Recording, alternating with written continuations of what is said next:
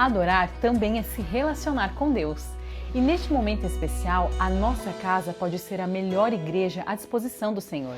Se podemos cantar, orar e estudar a palavra de Deus, também podemos dedicar a nossa fidelidade a Ele através de nossos recursos. Por isso, para você que já é doador e está se perguntando como fazer isso remotamente, eu quero te lembrar do aplicativo 7Me. Este app é super intuitivo, descomplicado e amigável. Por isso você pode continuar apoiando a sua igreja com total segurança dos seus dados. Baixe o app na Play Store ou Google Play, clique em dizimar e ofertar, preencha com seus dados e o resto é bem simples. E então, é só continuar com seu projeto pessoal de fidelidade com Deus.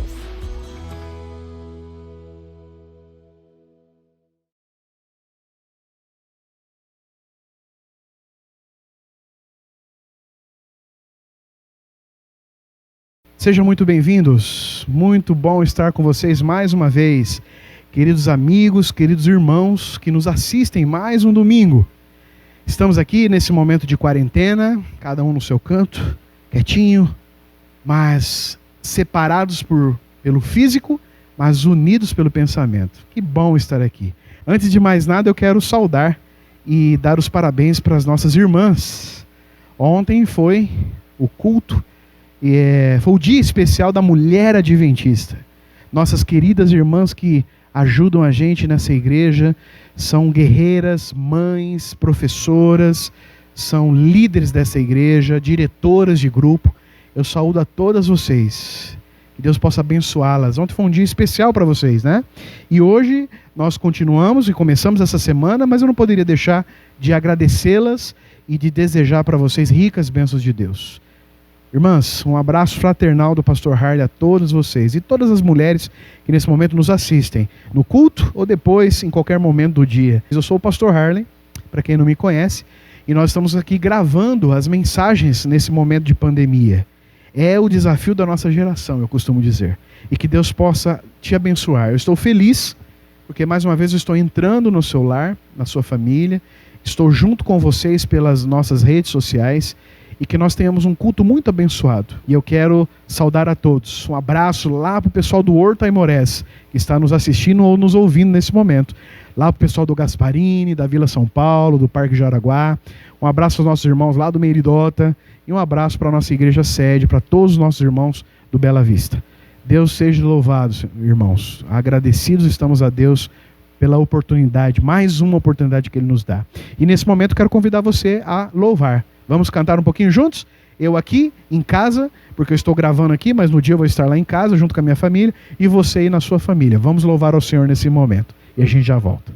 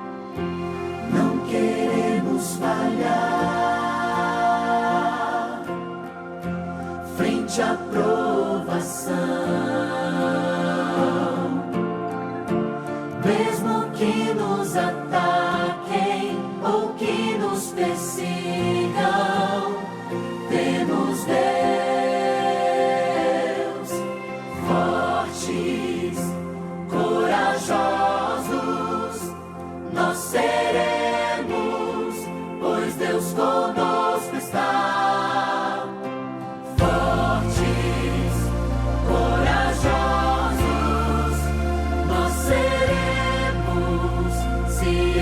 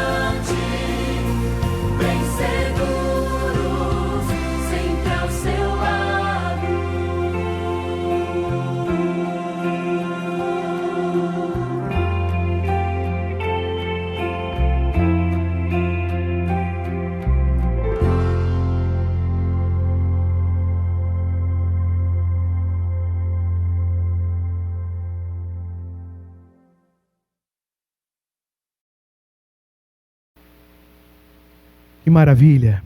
Foi muito bom louvar ao nosso Deus. Deus é bom, Deus é maravilhoso. E nesse momento eu convido você a fechar os seus olhos do jeito que você está. Se você estiver dirigindo, mantenha eles abertos para não dar problema, mas eleve sua mente ao nosso Senhor agora. E você em casa, fique à vontade, sentado, deitado, do jeito que você está. Feche seus olhos para nós orarmos. Querido e maravilhoso Deus, graças te damos, Senhor, por mais uma semana, porque o Senhor está nos permitindo começar essa semana. Obrigado pelas tuas bênçãos. Nos abençoe, Senhor. Nos ajude. Esteja conosco em todos os nossos momentos. Nós não sabemos o que nós vamos enfrentar nessa semana, mas nós temos a certeza que o Senhor está conosco. Por favor, Senhor, venha nos dar o privilégio da tua presença. Nos abençoe também agora quando nós vamos abrir tua palavra. Sabemos que quando a tua palavra é aberta, nós encontramos muitas coisas boas para a nossa vida. Hoje nós vamos falar sobre o povo de Israel. E que hoje nós podemos fazer uma aplicação para o povo remanescente dessa época, o seu povo desta igreja. Por favor, Senhor, nos ajude a entendermos os desafios e aquilo que eles fizeram, para nós aprendermos de como fazer melhor, sermos mais sábios nas nossas decisões.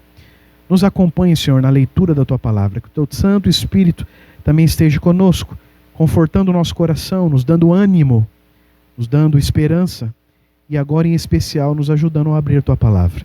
Fique conosco hoje e sempre. É o que nós te pedimos e já te agradecemos. Em nome de Jesus. Amém, Senhor. Amém. Queridos, nesse momento, em todos os domingos, a gente está tendo um momento de saúde. Eu gostaria de, junto com vocês, acompanhar agora uma mensagem de saúde da nossa igreja.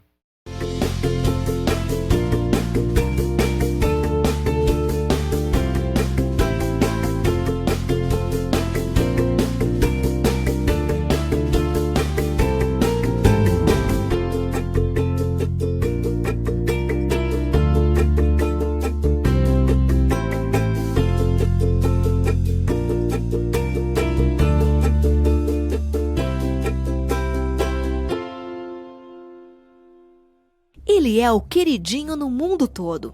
O aroma que preenche o ambiente quando a água quente se mistura com aquele pozinho mágico já indicam que o cafezinho já está pronto para encantar o paladar de muita gente. É importante salientar que o café é uma bebida rica em cafeína. E a cafeína, ela preenche a característica de uma droga. Ou seja, o que é uma droga? É uma substância química que age no cérebro e pode produzir dependência. E a cafeína preenche esses requisitos. Então nós podemos reconhecer que o café, sim, apesar de ilícito, ele é uma droga que causa dependência. Apesar de algumas pesquisas apresentarem pontos positivos sobre o café, é incontestável os efeitos que ele causa no corpo. Ele é um estimulante do sistema nervoso central. As pessoas que consomem o café, elas aumentam seus níveis de ansiedade, ele pode aumentar a pressão arterial. O consumo excessivo de cafeína pode inclusive levar à aceleração dos batimentos cardíacos e até a tremores. É muito comum aqui no Cevisa nós recebermos pessoas que param de beber o café nos primeiros dias da internação e passam por uma crise de abstinência, que dura de 48 a 72 horas. Então, por esse motivo, nós não recomendamos o café e nenhuma outra bebida com cafeína para o consumo humano. Para evitar a cafeína, é necessário ficar atento a outros produtos que também caem no gosto e na preferência de muita gente. Todos os produtos que possuem a cafeína na sua composição são prejudiciais à saúde.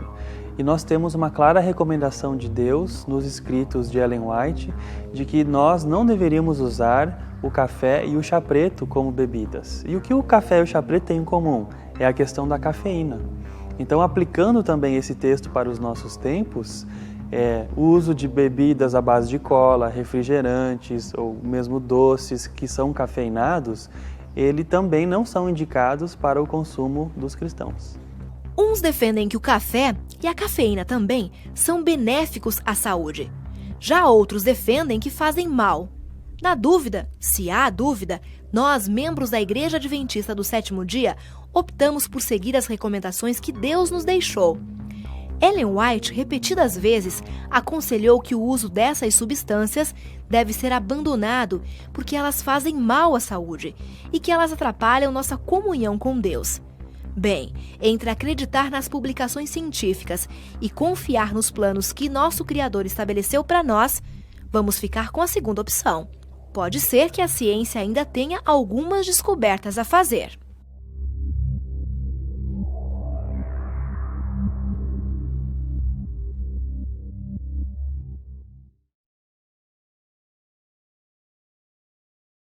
Muito bem, que isso sirva para o nosso crescimento físico também. Mente sã, corpo são. Quando a mente está boa, o corpo está bom. E quando a mente está de acordo com o plano de Deus a respeito da nossa alimentação, nosso cuidado com o nosso corpo, do repouso, dos exercícios, nós vamos poder entender melhor o que Deus tem a nos dar. Deus abençoe vocês. Agora nós teremos um momento especial, uma música especial nos preparando para o nosso culto.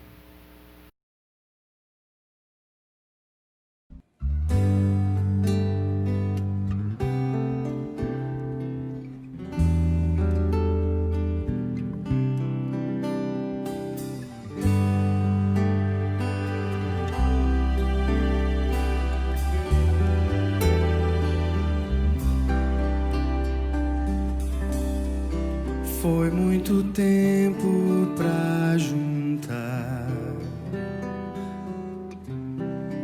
economias e comprar vaso de alabastro, frasco do puro amor, para ungir o seu Senhor. Foi em Betânia num jantar que ela chegou sem se notar, ajoelhou-se aos pés do mestre e o vaso quebrou, e o perfume se espalhou. Eu sou um vaso de alabastro, sou o perfume do Senhor, meu grande preço foi pago na cruz. Pra perfumar, vou me quebrar aos pés de Jesus.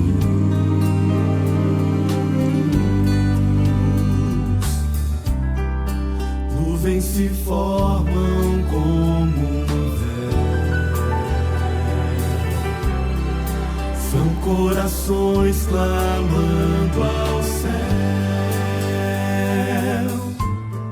Se existe um Deus no alto, eu já cansei de cair. Manda um vaso pra me ungir. Eu sou um vaso de alabastro, sou o perfume do Senhor, meu grande preço foi pago na cruz. Pra perfumar, vou me quebrar aos pés de Jesus.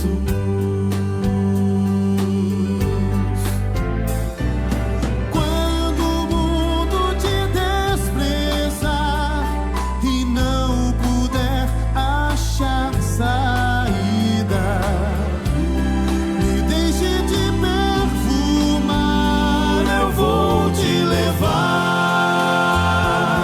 aos pés do Senhor. Eu sou um vaso de alabastro, sou o perfume do Senhor, meu grande preço foi pago na cruz pra perfumar. Vou me quebrar aos pés de Jesus.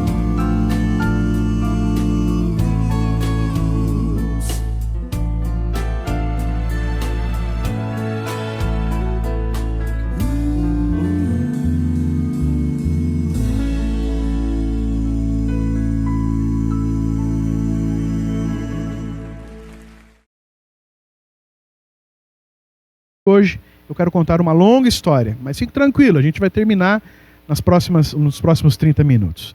O título do sermão desta noite, ou no momento que você está assistindo, chama-se Queixas no Deserto. Mantenhamos nossa fé, pois existe sempre um plano de Deus na caminhada pelo deserto que molda a nossa vida em meio às provas. Eu vou conversar um pouquinho a respeito da caminhada de Israel no deserto. Desde quando eles saíram ali do jugo do Egito, daquela vida triste que eles levavam de escravos, até quando eles estão às portas de Canaã. E durante esse período, algo é muito sistemático na vida do povo: as suas reclamações. Hoje nós vivemos num mundo secularizado, num mundo compartimentado por causa da tecnologia e num mundo de muitas reclamações. O que mais nós temos hoje, quando nós nos reunimos, é a gente reclamar das pessoas. Se você está no meio da sua família, você reclama da sua esposa, do seu cônjuge. Se você está no meio dos amigos, você reclama do seu patrão. Se você está no meio dos irmãos, você reclama do seu pastor. Reclamações. Como o povo de Israel lamuriava. Queridos, quando a gente aprende a respeito da história de Israel, é uma história também de derrotas. É uma história de problemas, uma história de insatisfações. Porque aquele povo não conseguia imaginar, os seus olhos estavam fechados para o plano que Deus tinha para Canaã terrestre. Quando Israel estava pelo deserto, e deserto é um lugar ruim, sabemos disso. Moisés liderou aquele povo em lugares inóspitos, em lugares complicados. As bênçãos de Deus a todos os momentos eram estendidas sobre o povo, mas mesmo assim eles reclamavam. O deserto não é um lugar bom de se viver, claro que não é. O lugar onde eles estavam não era o plano de Deus. E quando você olha para essa imensidão de areia, você fala assim: puxa, não foi fácil para eles. Eu volto a te dizer, não foi fácil para nós também. E então, queridos, logo que eles são libertados através das 10 pragas do Egito, eles chegam no momento ápice da vida deles, que é a primeira grande prova, que é o Mar Vermelho. E no Mar Vermelho, à frente o mar, do lado as montanhas naquele vale, e atrás o povo egípcio. E então, o primeiro verso está em Êxodo 14. Abra sua Bíblia em Êxodo 14, de 11 a 12. Está dizendo assim: disseram a Moisés: será por não haver sepulcros no Egito que nos tiraste de lá, para que morramos nesse deserto? Porque nos tratastes assim, fazendo-nos sair do Egito? Não é isso que te dissemos no Egito? Deixa-nos para que sirvamos aos egípcios, pois melhor nos fora servir aos egípcios do que morrer no deserto. Queridos irmãos, não é fácil liderar um povo que durante muito tempo, quase 400 anos, foram escravos. Um povo duro de coração. Às vezes nós encontramos irmãos murmuradores, e veja, o Mar Vermelho parecia um empecilho para eles. Era algo que os dava medo e era uma oportunidade de vingança para os egípcios. Israel tinha 3 opções, somente 3 opções. A primeira opção era guerrear. Mas como guerrear? Escravos quebrados durante 400 anos não sabem guerrear. O segundo era render-se e voltar à vida de escravidão. Mas o terceiro era confiar em Deus. Para todas essas lamúrias sempre tem 3 coisas que eu gostaria de refletir com você. Primeiro, qual foi a atitude de Moisés? Incentivou Israel a confiar no poder de Deus. Qual que foi a providência de Deus? Abriu o Mar Vermelho e afogou os egípcios. E qual que foi a bênção que precede as 10 pragas e a saída miraculosa do Egito com bens e animais. Veja, eles tinham acabado de assistir miraculosamente as 9 pragas, e depois a 10ª, que foi que realmente tocou no coração de Faraó para dizer assim: vai embora, eu não quero mais vocês aqui. Existia uma crença cananeia que de certa forma influenciava os moradores daquela região, que quando se tinha grandes tempestades, né, o tempo fechava, ficava escuro, grandes raios, era uma crença de que Baal, o deus cananeu, descia essa terra para lutar contra Ion, que é o deus da água. E nessa luta, a crença dizia que Ion vencia Baal. No final da tempestade era um símbolo, e quando se acalmava a tempestade era porque Ion matava Baal, o grande deus cananeu. E então, na crença, Baal ressuscitava e volta e meia, então ele voltava a brigar com Ion. Deus coloca aquele povo ali na frente da água e corta a água no meio para dizer assim: eu sou o Deus que vence Ion. Quando nós entendemos isso, nós entendemos por que Deus começou, né, a peregrinação no deserto, porque Deus levou o povo de Israel a começar a peregrinação vencendo Ion. Ele queria dizer para vocês assim: ó, não basta as 10 pragas do Egito, eu também venço o Deus que vence Baal. Deus estava dando um alívio para aquele povo, mas o povo era cabeça dura, irmãos. Às vezes nós somos cabeça dura porque acabou de ter uma bênção, num primeiro momento de prova nós murmuramos. Não era melhor ter ficado no Egito, ser escravo, do que morrer aqui no deserto? Mas Moisés disse assim: confie no poder de Deus. Confie no poder de Deus. Deus então abriu o mar, o povo passou, afogou os egípcios e eles continuaram. Abra sua Bíblia agora em Êxodo 15, versículo 23 e 24. Afinal chegaram a Mara, todavia não puderam beber as águas de Mara, porque eram amargas. Por isso chamou-lhe Mara. E o povo murmurou contra Moisés, dizendo: que havemos de beber? Acabaram de ter as 10 pragas do Egito. Viram o poder de Deus. Acabaram de ver Deus vencendo Ion, o Deus das águas que venciam Baal. Acabaram de Deus os livrar daqueles que por 400 anos o fizeram mal. Agora, em 3 dias de caminhada, já reclamam de novo, já murmuram de novo. Veja o que aconteceu. 3 coisas. Qual foi a atitude de Moisés? Orou a Deus. Nos momentos de crise a gente só tem que buscar o Senhor. Qual foi a providência de Deus? Através de um milagre tornou a água potável. Ela não era tão boa, né?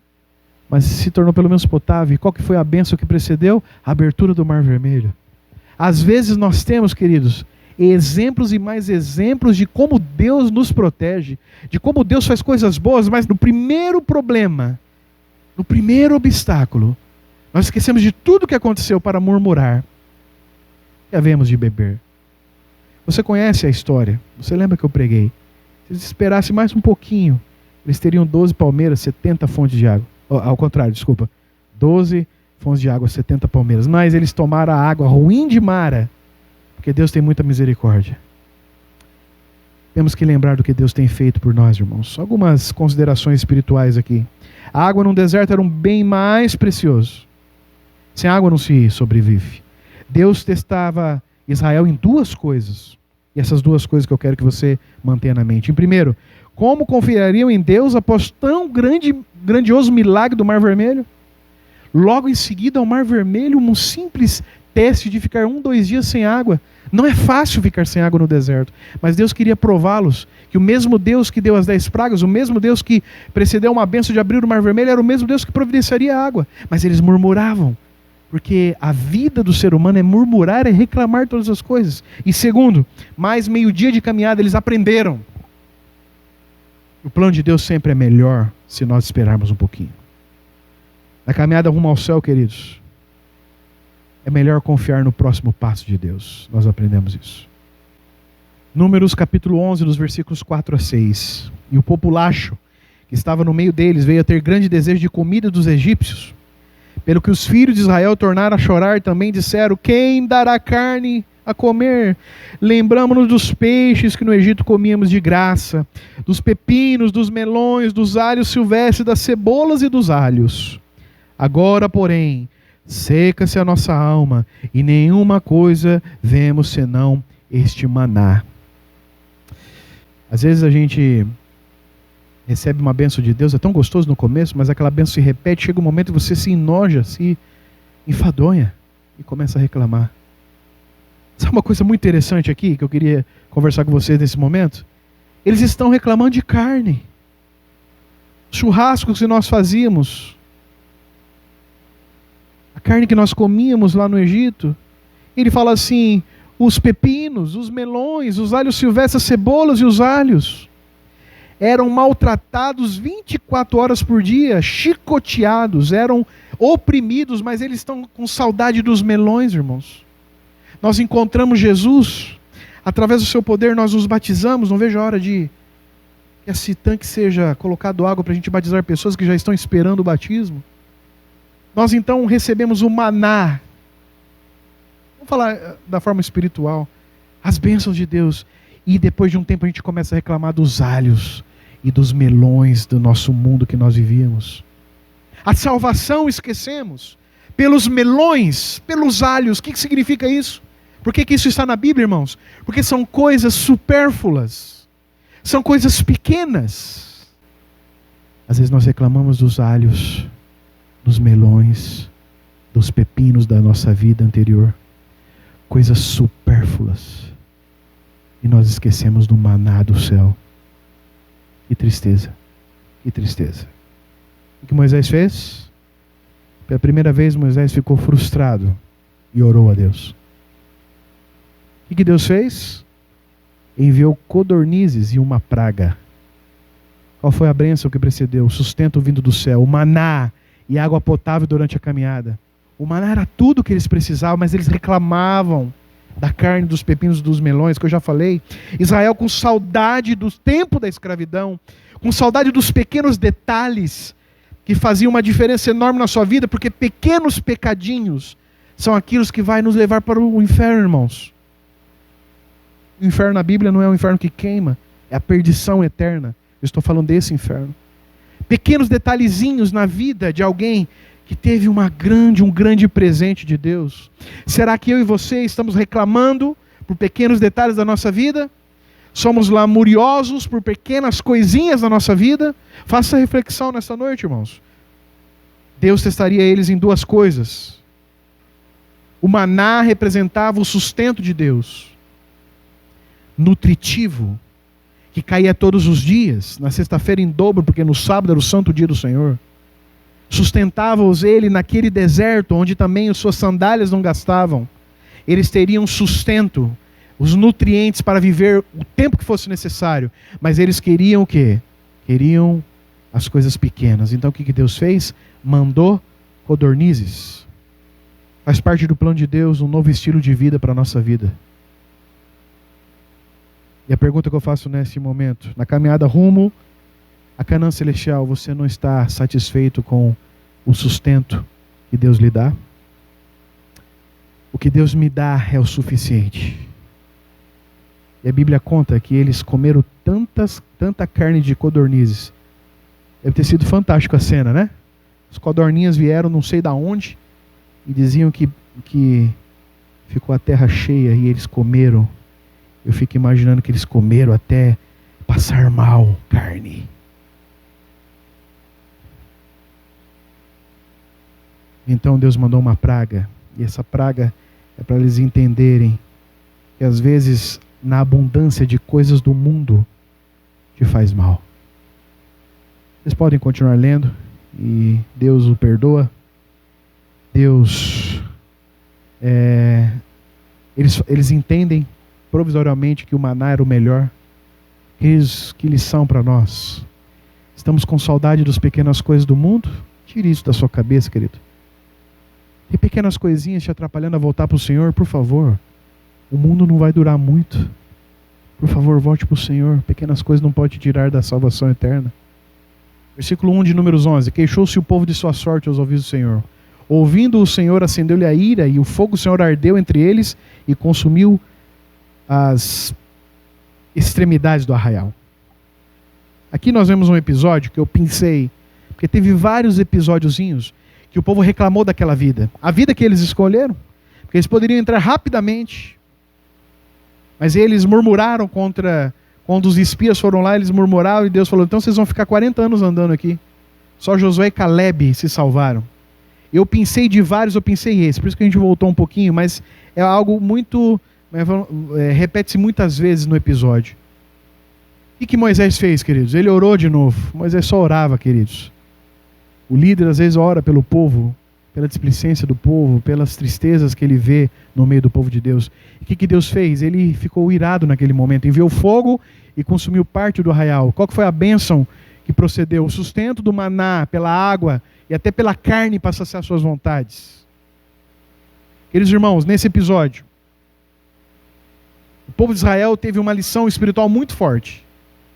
Reclamaram tanto que eles viram pela primeira vez a ira de Deus.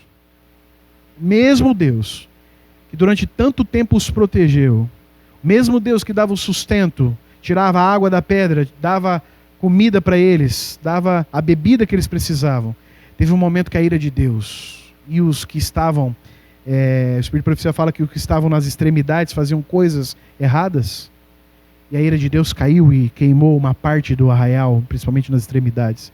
Eles voltaram, eles se tocaram, eles acordaram. Qual que é a lição espiritual?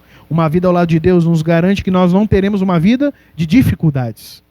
Não existe mar de rosas para quem anda com Deus. Sabe por quê? Porque o mundo é contrário às coisas de Deus. No mundo tereis aflições. Mas no final desse verso, Jesus fala, fique feliz, fique tranquilo, porque eu venci o mundo. E se ele venceu, a gente pode vencer também. Aqui é o lugar que só acabará o nosso sofrimento quando Jesus vier para nos buscar. Não adianta reclamar do deserto. Não adianta um dia se entregar pelo batismo e achar que todas as coisas vão parar, todos os problemas vão parar. Mas veja, agora você caminha com Jesus. Agora Ele está ao seu lado. Ao se entregar a Jesus, você é dele. Mesmo no deserto da vida, Jesus está com você. E você precisa aprender. E pessoas que vão para a extremidade e começam a fazer coisas erradas.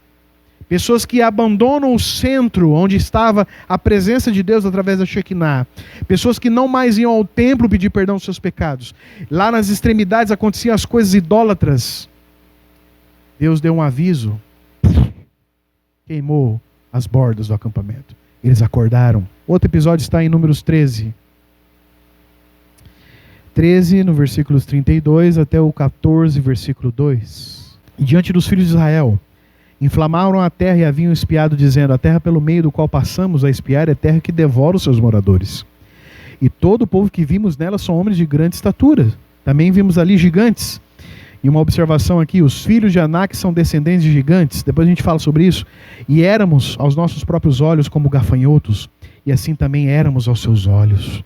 Versículo 14. Tem a sedição do povo. Levantou-se, pois, toda a congregação e gritou em voz alta. E o povo chorou naquela noite. Todos os filhos de Israel murmuraram contra Moisés e contra Arão. E toda a congregação lhes disse, tomara que tivéssemos morrido na terra do Egito, ou mesmo nesse deserto. Queridos, o que Moisés fez? Orou a Deus. Qual foi a providência de Deus? Fez o povo vagar por 40 anos e uma geração inteira morreu. Qual que é a bênção que precede? O cuidado no caminho dia e noite com as roupas, rebanhos, proteção, alimentação.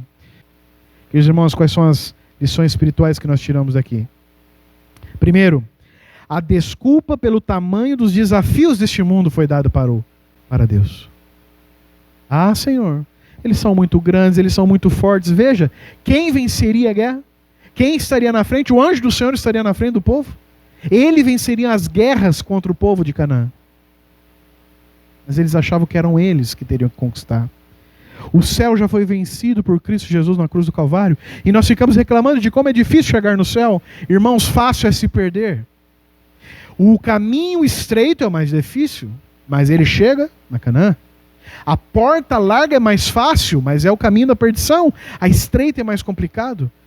Colocar a casa em cima da rocha é mais difícil, mas ela é a única que resiste nas tempestades. Quem quiser colocar a sua casa na areia, vem as tempestades e faz o quê? Destroem a casa. Grandes lições da Bíblia para um povo que murmura como é difícil chegar no céu.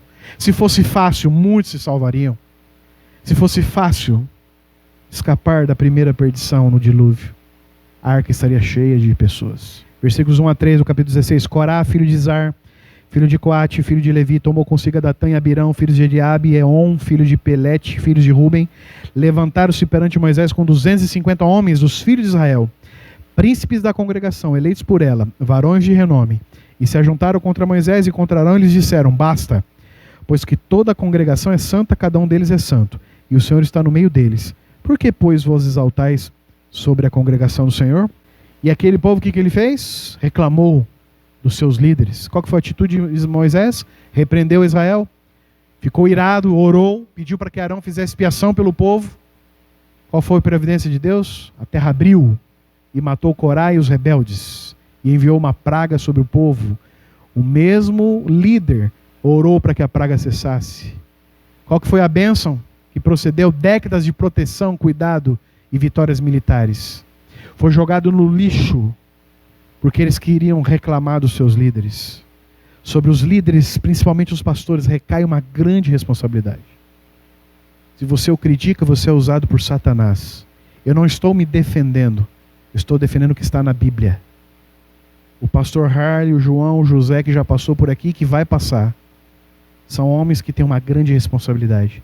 Vai ser muito mais difícil para um pastor herdar o reino dos céus do que você. Por isso, ore pelo seu pastor, não o critique. Converse com ele. Principalmente eu, que dou a abertura para os líderes, para os irmãos falarem comigo.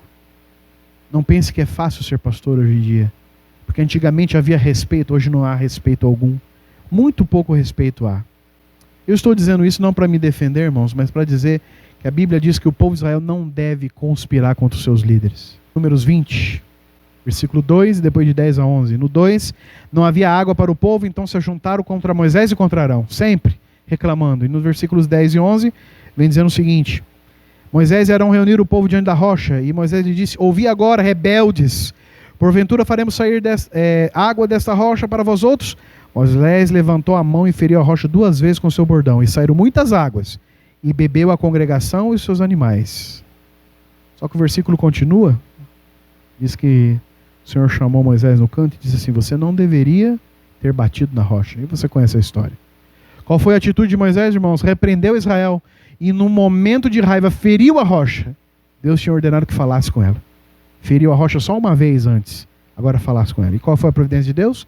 Realizou o milagre, mas negou a entrada de Moisés na terra prometida. Veja o que a murmuração pode fazer. Veja o que a murmuração pode fazer. E por último, se você abrir em Números 21, versículos 4 e 5, vem dizendo assim: então partiram do Monte Or, pelo caminho do Mar Vermelho, rodearam a terra de Edom, porém o povo se tornou impaciente no caminho. E o povo falou contra Deus e contra Moisés: por que nos fizeste subir do Egito para que morramos nesse deserto, onde não há pão nem água, e a nossa alma tem fastio deste pão vil? Eles reclamaram mais uma vez do maná.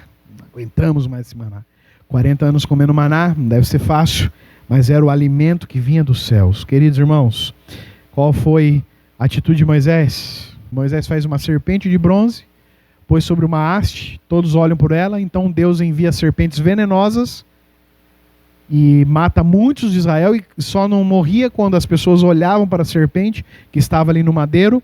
E qual foi a bênção que precedeu? 40 anos de cuidado e proteção, jogados fora pela reclamação. Naquela época, a serpente era usada como símbolo dos curadores, né? Então aquela serpente ali não tem nada a ver com Satanás, tem a ver com a cultura sobre o símbolo de cura, que era uma serpente. Tanto é que hoje, quando você olha o símbolo, né, de medicina, é uma serpente em uma cruz, né? E aquela serpente mostrou o quê? Uma esperança que no madeiro existia cura. Que cura que nós estamos falando aqui, irmãos, na parte espiritual? A cura do pecado. E as pessoas então, quando vieram as serpentes abrasadoras, diz aqui a Bíblia, matou muita gente dos reclamões, dos murmuradores. Quando a pessoa olhava para aquela serpente, recebia o perdão e recebia a cura. Queridos irmãos, o povo difícil, né? E às vezes eu sou também muito difícil para Deus. Mas o que nós aprendemos nessas reclamações? As lições do deserto? Olha aí esse gráfico que eu resumi. Primeiro, lições do deserto. Confiar e marchar é essencial. No Mar Vermelho, Deus nos nos ensinou confiança. Esperar o próximo passo de Deus, segunda lição que nós tiramos das reclamações quando chegaram a mar e limpo pela falta de água. No terceiro, no maná, com relação ao maná e a carne, Deus proveu o suficiente para o nosso sustento.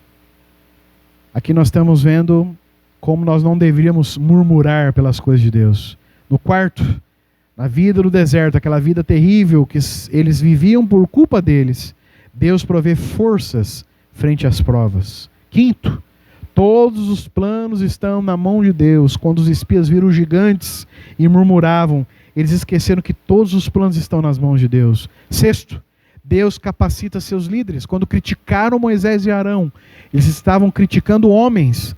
Mas lembre-se, homens também são dados grandes responsabilidades e Deus capacita os seus líderes. Sétimo, Deus cobra dos que têm mais responsabilidade. Quando eles reclamaram e Moisés então bateu na rocha de novo, Moisés foi proibido de entrar na Canaã, porque de quem tem mais responsabilidade, quem tem mais luz, Deus exige mais. E por último, a serpente erguida no deserto. O pecado tira pessoas que estariam no céu. E o pecado, a solução, é Cristo Jesus na cruz do Calvário. Lições das reclamações do deserto. Queridos irmãos, essas lições são lições importantes. Eu quero te dizer que hoje eu preciso escolher. Canaã lhe espera, mas uma Canaã celestial. Decida hoje estar lá. Pare de reclamar. Pare de ver as coisas negativas da vida. Pare de reclamar dos seus líderes. Faça a sua parte. Faça a diferença. E que Deus possa te abençoar, queridos. Deus possa te abençoar. Meus irmãos, eu quero orar por você e orar por mim antes de nós cantarmos. Para que Deus nos abençoe. Nós precisamos nessa caminhada rumo à Canaã celestial pararmos de reclamar e trabalharmos. Pararmos de reclamar dos nossos líderes e ajudá-los. Parar de reclamar dessa vida e agradecer a Deus pelas bênçãos. Eu quero que nesse episódio que nós estudamos nessa noite, ou no momento que você estiver assistindo, você aprenda que no deserto vai haver provas. No deserto vai haver dificuldades. Mas que no final do deserto teremos a Canaã celestial. Amém? Posso orar por você? Feche seus olhos, vamos orar. Querido e maravilhoso Deus, graças te damos, Senhor, porque o Senhor nos permite de ver as lições da vida do povo de Israel naquele momento lá no deserto, que é um antítipo do tipo que nós vivemos hoje, que é a vida nesse deserto desse mundo, de muitas aflições, às vezes de muitas privações e provações, mas que da mesma forma como eles erraram lá, serve de exemplo para nós hoje não errarmos e caminharmos juntos, unidos, sempre aceitando aquilo que o Senhor nos dá, sempre colocando a confiança nos planos de Deus, e muito em breve nós também herdaremos a Canaã. Aquele povo, Senhor, herdou a Canaã terrestre e teve muitos benefícios da terra que mana leite e mel. Mas nós queremos ter os benefícios da Canaã celestial. Nos ajude, Senhor, nessa caminhada.